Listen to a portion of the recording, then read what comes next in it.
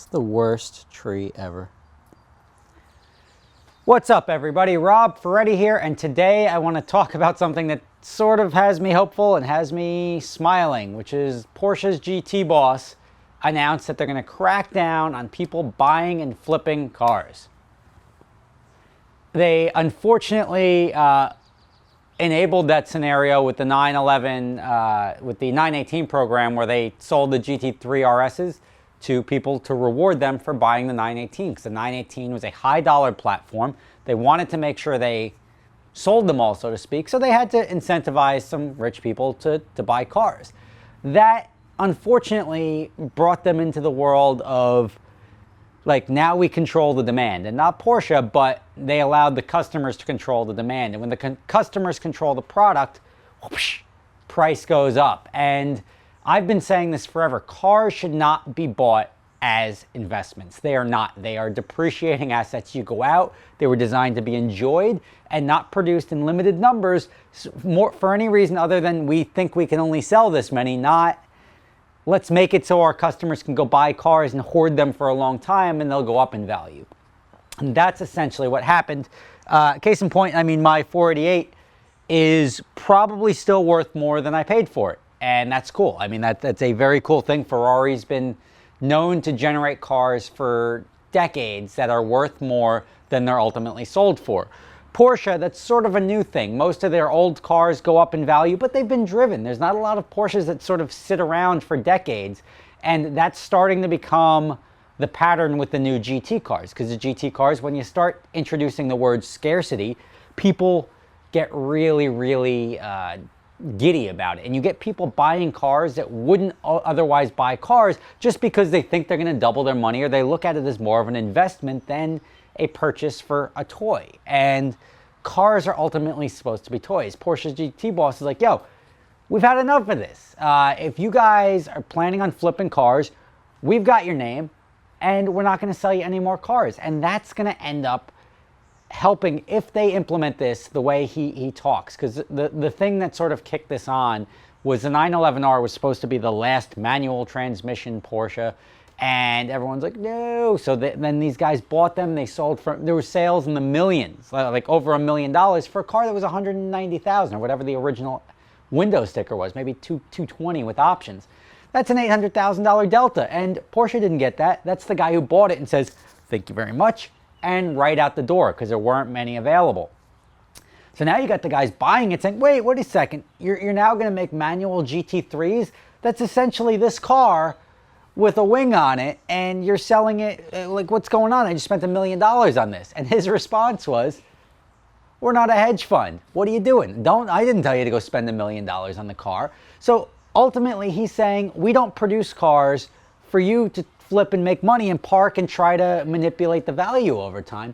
We produce cars for people that, like, we're a car company. If we see a demand, we fill the demand. And we saw there was a demand for a manual GT car. We built it. People are excited about it. They're going to buy it, but don't think you're going to buy it and flip it to make money, because they see that. They see that the dealers are looking to mark it up. I've said it. Other people have said it. Nobody likes that. Nobody likes to go into a dealership and be like, show me the money. What are you going to give me over sticker? We're going to ask you to sign something that when the car comes in, you're paying market price for it instead of the sticker price. Nobody wants to do that. As a customer, you feel that you're being taken advantage of, and then what's going to happen? I'm going to order a car. It's going to come in. You're going to tell me I have to pay $50,000 over window for the car that I spec'd out and ordered, or are you going to sell it to somebody else for market price? That doesn't work. So how is Porsche going to track this? Well, there's not a lot of people buying GT cars. There's only so many of them out there. When they see these cars changing hands, they're going to remember. They're going to see the car move with no miles. Guess what? Congratulations, that's the last car you're getting. It's all right, I got my wife. She'll buy one because the dealer's going to take care of me because we've been a customer for so long. She's going to get blacklisted. Then the dealer, if they start seeing the dealer sending a lot of cars to a lot of different people and these cars keep turning over, the dealer is going to take crap from Porsche. And that's the way it's supposed to be. It's not going to be an overnight success. It's not going to instantly weed out all these people buying cars to flip, but it will allow people like me, who my order for the 991.2 GT3 isn't even in yet, but I'm going to place the order. I'm just trying to find the right dealership that's willing to, like, put me on the list in a fair order If I have to wait a year, I'll wait a year. If I have to wait 18 months, I just want a car that I can buy and drive. I don't care what it's worth in the end. I'm going to buy it. I'm going to put 20 or 30,000 miles on it. I'm going to sell it, and I'm going to order another one. That's what's going to happen, and luckily there'll be more than enough GT3s out there. The thing that you get when you restrict the markets and you limit the number of vehicles out there is you have all of these guys buying and speculating. None of the cars ever move. You'll see it with like baseball cards and everything else. People are hoarding stuff as it comes in, and then it turns out there's a lot of people that bought it just because they wanted to see it go up in value, and when it doesn't, you got a lot of people dumping them onto the market, and the market ultimately comes down. Think of Pogs, think of Cabbage Patch Kids, think of baseball cards. Baseball cards, there used to be people, ooh, limited edition cards. Let's go buy the boxes of unopened cards just so we may have it in there. All of this happened. Baseball cards were up here. Now baseball cards are worthless. They're worth paper. There's very few cards that have an actual value. All of our childhood collections are garbage for the most part. If you want a lot of baseball cards, send me an email. Rob@superspeeders.com. I'll hook you up with a great deal. But those are the problems that you run into. Everybody sort of hoards it, and when they realize the value is going down, they're trying to sell it, sell it, sell it. You got a lot of stuff on the market, more sellers than buyers, and then all of a sudden the value goes down and ultimately will level out. And if you make it where Porsche's producing as many cars as people will line up to buy that, you're going to get a lot of people speculating, a lot of people buying, and I don't know if they're going to limit the number of GT3s, but you'll have a whole bunch of people buying and speculating for GT3s, which will mean there are more $180,000 GT3s out there than there are buyers for them.